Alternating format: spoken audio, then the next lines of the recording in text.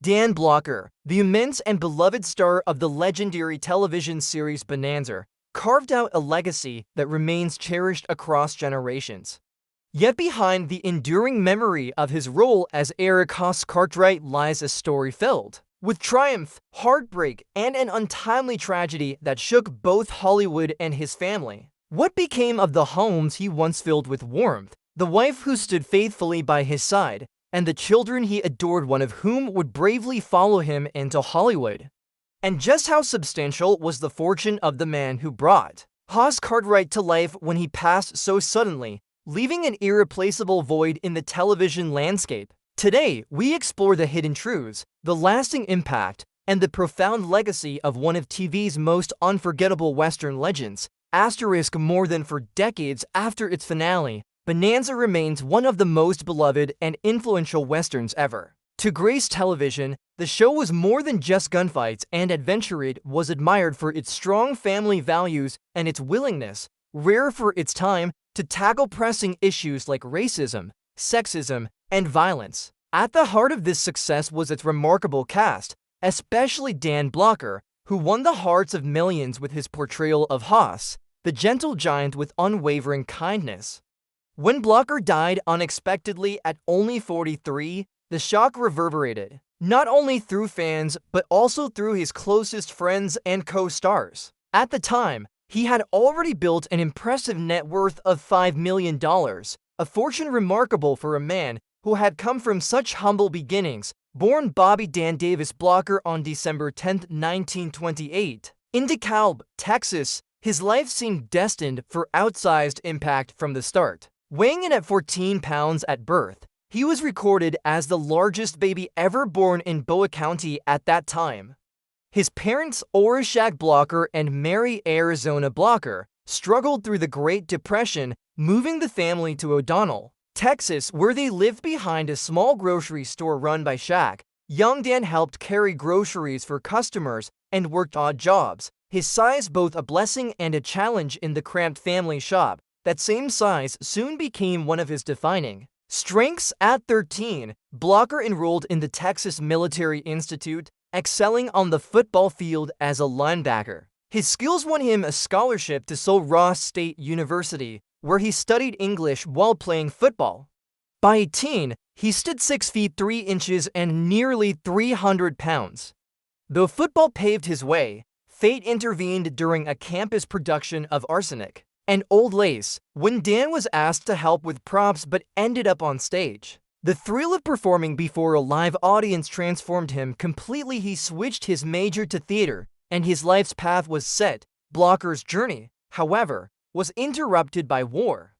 Drafted into the U.S. Army, he served bravely in Korea, earning a Purple Heart and several commendations before being honorably discharged as a sergeant in 1952. That same year, he married Dolphia Parker, his college sweetheart, beginning a lifelong partnership rooted in love and respect. They went on to raise 4 children: twin daughters Deborah Lee and Dana Lynn, and 2 sons, David and Dirk. Initially, Blocker worked as a teacher, instructing English and drama in Texas and New Mexico while pursuing a master's degree in dramatic arts. His love for teaching was genuine, but acting continued to pull at him. When he moved to California to study at UCLA, he began auditioning for roles to help support his growing family.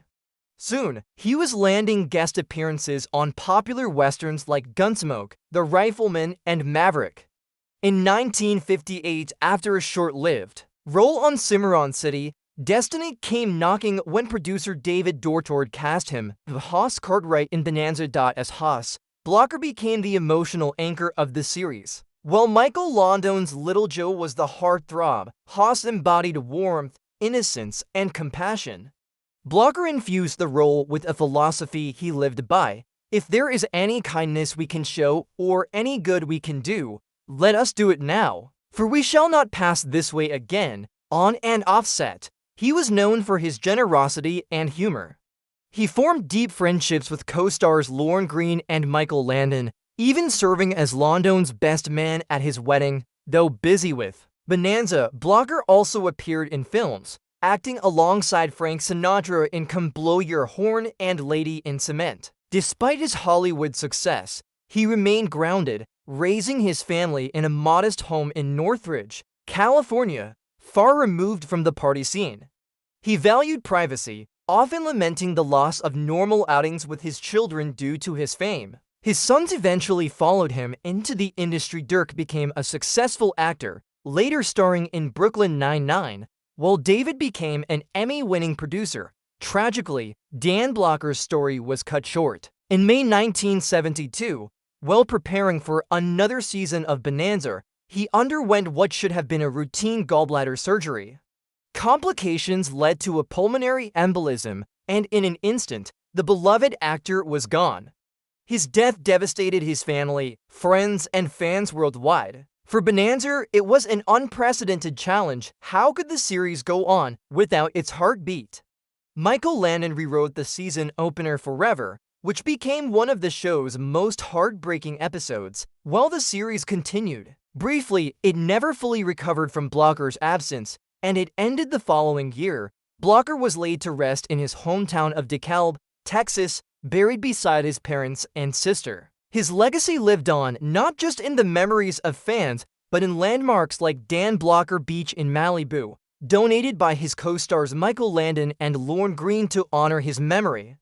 Today, that stretch of coastline remains a lasting tribute to the gentle giant who once captivated television audiences. Dan Blocker's life may have been tragically brief, but his impact was immeasurable. He was a devoted husband, a loving father, a decorated soldier, and a gifted actor whose portrayal of Hoss wanted Cartwright audiences to feel continues to that loss resonate. as well. His making story it reminds us that unequivocally true clear that the greatness show lies could not not only simply in fame move or forward. fortune, but in the kindness, humility, and warmth one leaves behind.